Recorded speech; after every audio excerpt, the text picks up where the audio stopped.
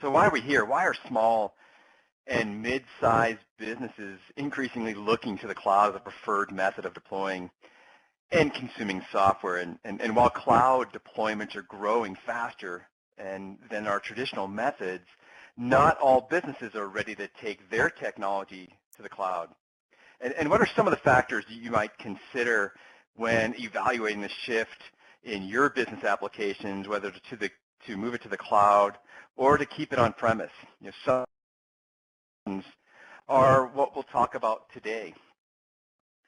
When I think about a business solution from Microsoft Dynamics, whether it's in the cloud or hosted in your servers on premise, you're able to better manage your financials, your supply chain, and operations. Microsoft technology and our solutions are designed to support your business goals and growth ambitions, whether that's around a key initiative, say growing more efficiently, or connecting with your customers, or safeguarding your business, or just connecting to that business no matter where you are.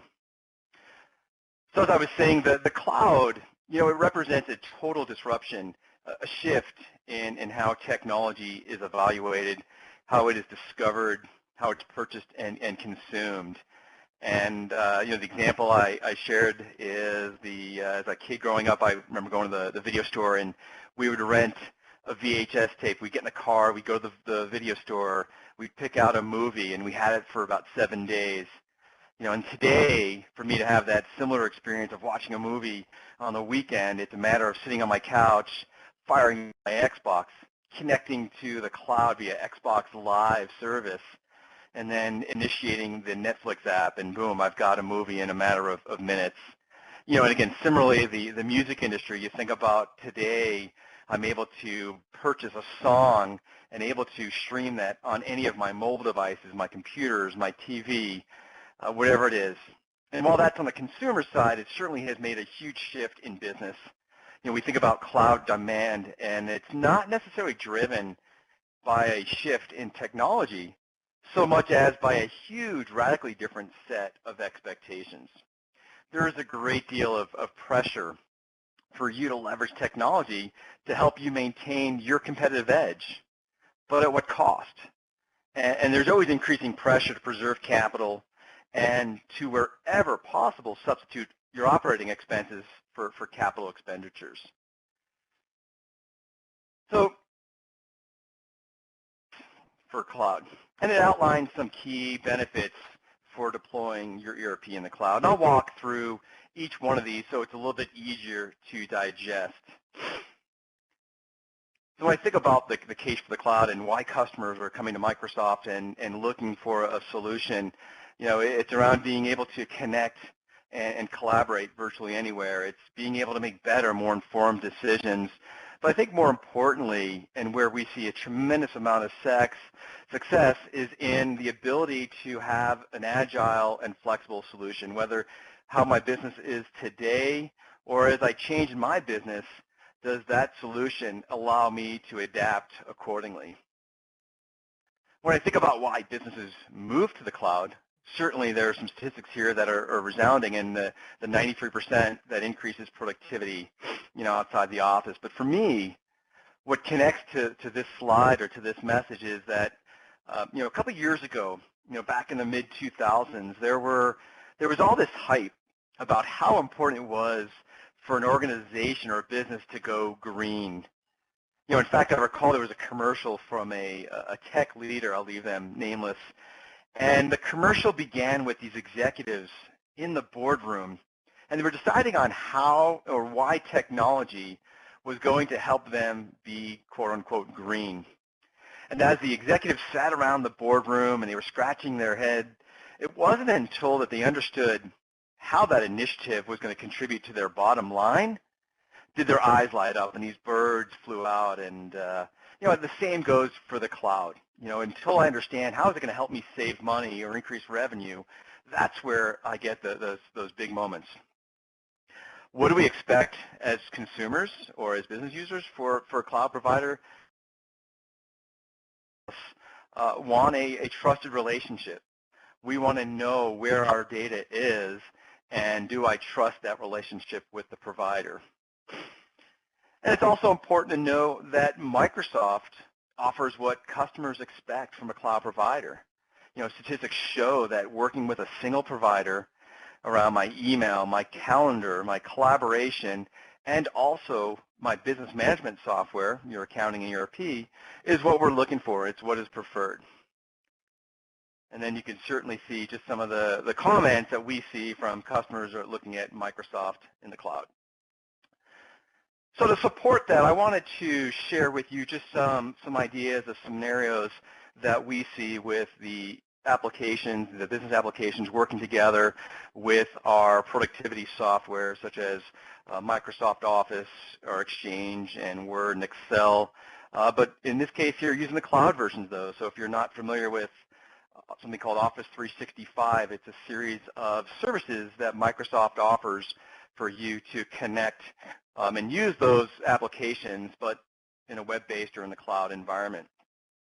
So the first scenario I have is around collaboration. And when I think about it, I've got access to my data repository, basically my folder structure. So I'm in Office 365. We've got all of our team documents stored here, and I've uploaded a few of the reports that are coming from our Dynamics ERP system, and one of them is customer balance here at the bottom. So I'll click on that. And it opens up for me in the online version of Excel. And so I've got here, again, a list of my customers, their numbers, and customer balance. But I want to work in a smaller subset of that. So I'm going to head and edit that. I can either work on the desktop version of my Excel or, in this case here, the online version. And so now I'm in a mode of edit. So the first thing I want to do is I want to streamline this data because I don't need all the customers, but it's just the ones that are having a direct impact on my business, and that's those top 10 customers. So I'll click on the filters, and then I'll select on just the top 10. I can certainly change that number in this box here. So I've got my customer numbers, my customer name, and now I have just the top 10 customers, which, again, from analysis, I can see who are those folks that I probably should focus on in terms of calling and collecting. But I might want to look at this in a more graphical way, so I can hold down with my control key column B and column C, and then simply insert, and with all of the rich functionality in Excel, be able to maybe throw that into a graphical view. In this case here, I just threw it into a bar chart. So what I've got is data from my ERP system now enable me to filter and look at this information in a much more meaningful manner. And I can certainly see that Contoso as well as One Design Systems are two organizations I need to kind of check to see what is available as far as collections. Now, I also want to do a save as here, so I can do a file, save as. And I took the existing report that the system provided, but I've got a different name for it now. It's called the top 10 customers. And I'll go ahead and save that out and click back into my folder structure. So what you've seen here is essentially I took some existing report, in this case here the customer balance, from my Office 365 document library, opened it in the online version of Excel, so I'm able to quickly edit and do information right on my desktop. But now by saving this out onto this site, I can get to this from any of my other devices, regardless of the platform. So next, what I want to do is talk about the calendaring and the integration we have here. And I just started to build out this particular calendar. I've got some recurring meetings. Here on the 26th, there was a stock count, so every day on the 26th, we do an inventory stock, and then I started to build out some recurring meetings with my sales team. So here is our Contoso, it's our sample company, and I want to look at the dashboard and talk about some of the current opportunities our sales folks are having. So I'll grab the link here, and I'll open this up again. I'm in an Office 365 in my Dynamics ERP workspace. And you can see on the left-hand side, I've got a financial inventory purchasing and sales dashboard. These are sample dashboards. You can go out today to the Office store and download these sample dashboards. And then obviously for our Dynamics ERP customers, they can connect it to their existing database. So I'm just in sample mode here, but you can see I've got in this dashboard a quick view of my top customers, my top 5 salespeople. Over on the right-hand side, I've got a graphical view of the top 5 salespeople by revenue, and then a date slider where I can adjust that. Well, again, I want to look at this in Excel, and so I can open this up, and it opens me up into the different elements of that dashboard. You could see at the bottom of the tabs, all that data is fed independently from the worksheets. And I think the great thing about what we're doing for our customers is streamlining their experience that these are pre-built. Now, kind of the nice connection point here as I kind of segue into the Dynamics ERP system is here I am in Excel in the online version of it, and I can go ahead and I see these hyperlinks of the customers that were driving the data from my dashboard. When I click on Aster Suites, it launches me and brings me into the Dynamics ERP. In this case here, I'm in my web client. I'm in the web experience of the accounting system. And so I've opened up the customer maintenance record, and I can do some analysis, so I can look at some information here.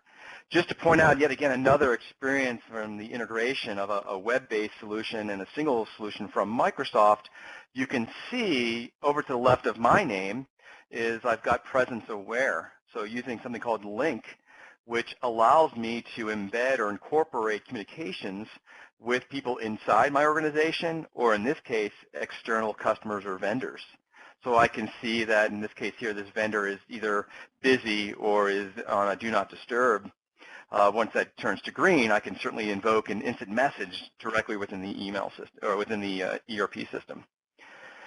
And then maybe another analysis is I can select on this, and by default, I've got a receivable aging, and I might want to take a look, again, via a web-based, some SQL Server reporting services reports right within the system.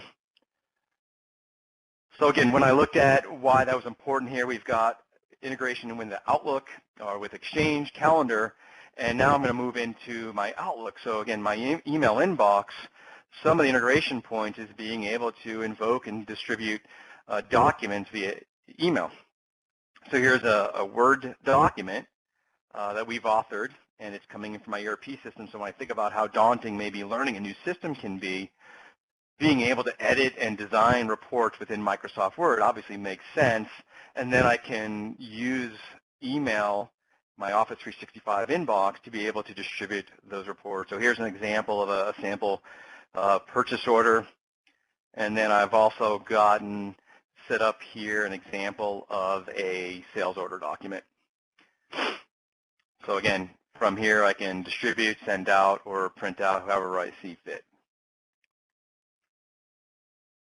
So just to recap, so I've kind of began with and showed some of the integrations of Office 365, Microsoft's cloud solutions for email and Outlook and Exchange, and it's obviously Word and Excel. But I know a lot of folks, when you come to these webcasts, you want to see product. So what I'll do is I just kind of wanted to walk you through, again, here's the web version of our Dynamics ERP product. I want to be able to connect anywhere on any device. So I am launched into here, and you can see the role-based homepage for me. I've got a couple of different things set up here. I've personalized my to-dos in the bottom left. On the right, I've got the quick links, whether it's an outside website or I want to connect to those the workspaces I mentioned to you in the Office store, or I'm just going to do a quick invoke a transaction right from in these favorites of quick links. I've got some reports in the top right corner that will display for me. Well, let's take a look at this. So I'm going to click up and just first thing what I'm going to do here is in payables, I want to just kind of show you how would I enter a payables transaction and print a check. So I've got the list over on the left-hand side. I can click on my vendors, and I can see all the vendors that I have here in this list view. When I select on Advanced Office Systems, you'll notice the ribbon up top. Again, we've seen the ribbon introduced back in Office of 2007, a really simple way for us to streamline and surface common tasks associated with the area that you're in. So I'm in purchasing. I select Advanced Office. What can I do with that? I can email. I can create a vendor. I can select an invoice. I can apply a hold. In this case here, I just want to go ahead and select a payables transaction. And I click on Invoice. And a couple of required fields here. I need to get my document. You'll notice, again, I showed earlier that on the customer maintenance, there was link integration to show presence aware. Here, I've got my outside vendor set up such that I can see that they're currently online. I'll go ahead and set up purchases here. So I want to write a check for $475. And I just simply go ahead and select that, print the check. Select OK, grabs the checkbook from Uptown Trust, and print. It's as simple as that. We'll close out that window here, and we'll close out my payables transaction. So again, just want to give you a sense of a fully functional, robust ERP cloud-based solution, building the case for the cloud. Well, the next scenario and the last scenario in terms of the presentation I want to share with you was, I showed payables or purchasing. Well, what about sales and accounts receivable? So what I'm going to do is I'm going to open up sales. I want to show you a list of customers. I want to apply a hold to some of the customers, and then apply a receipt document, and then I'll print an age trial balance. So I click on the sales, and again, you could see some of the filters of the lists on the left-hand side. I just want to see all of my customers right now. Notice the personalization. I've got an entirely different view than I did in purchasing, where in this case here, I didn't need the preview at the bottom. I just wanted to see a full list. And in this case here, I've got 3 customers that we're not quite sure what's happening in their business. I'm a little worried that their receivables is growing. So just to ensure controls and compliance, I want to make customers are applied on a hold. So until we resolve whatever situations are outstanding, again, I've got a great visual cue for anyone that goes into sales order. They can't place transactions for those customers. Secondly, I'm going to select Alton Manufacturing and apply a sales document. So I'll go ahead and highlight them. Again, the ribbon highlights based on my selection. Kind of a neat feature here is I go ahead and auto apply. So I'm going to select the payment number that we received for this customer. And I've got this auto apply. So you can see all the outstanding invoices down below. But I'm going to go ahead and select auto apply, and the logic within the Dynamics ERP system is telling me based on the date, the due date, we should really apply that $15,000. We should apply it to this $15,000, that payment. Now, for me, I want to have a little bit of control in the organization, so I can deselect that, and I'll select this $6,000. Maybe I want to make sure that that amount's just covered, and let's just get it off the books. I'll click OK, and that's done. And then the last thing I'll do here, I just want to make sure the check here is I can select these customers, and we'll go ahead and print an age trial balance. I can include or not include some of the details. I'll choose to not include those details, and now you've got an age trial balance within Microsoft Word. So again, just some of the functionality you could see within with the ERP solution. So as I come to the close of our session, I want to make sure that you know that Microsoft understands that businesses have different needs. Whether you're ready to take advantage of the cloud or that your business requirements favor an on-premise solution, we provide options that best suit your unique situation. Our goal is simple: to assist small and medium-sized businesses to use technology to make them more successful.